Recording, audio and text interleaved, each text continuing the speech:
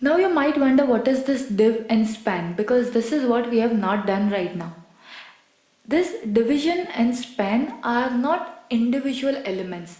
They do not create anything, but rather they act as a container to your element or text. So when we talk about div tag, it is like creating a division or creating a container on your web page for particular element, and span acts as a container for certain text.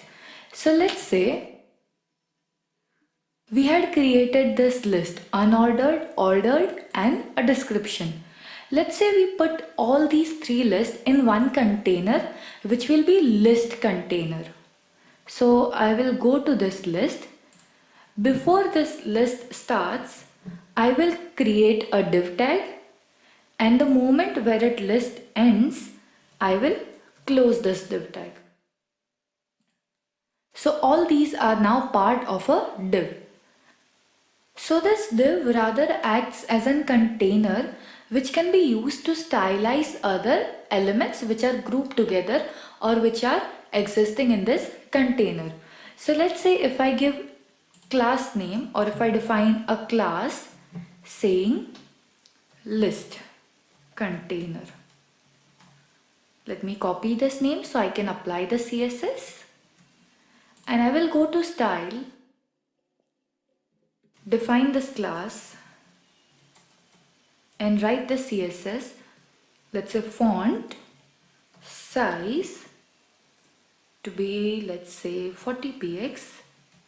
When you refresh it, you will notice that this change will be applied on all the three elements. That is your unordered list, the ordered list, and the description list.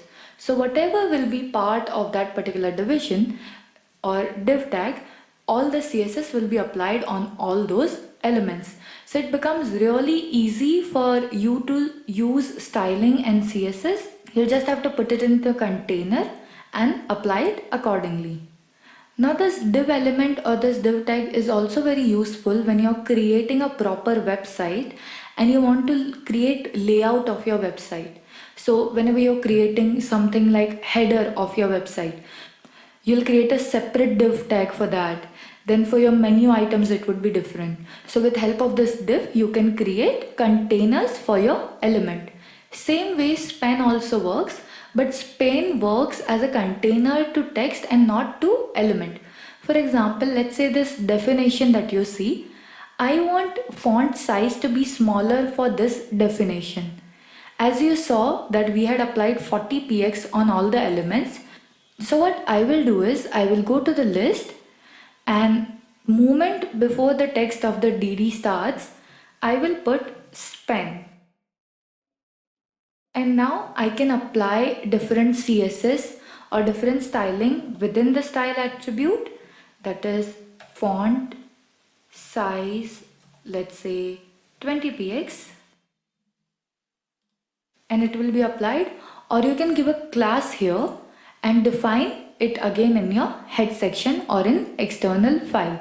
So div works on element, it gives a container to element, whereas span gives container to text.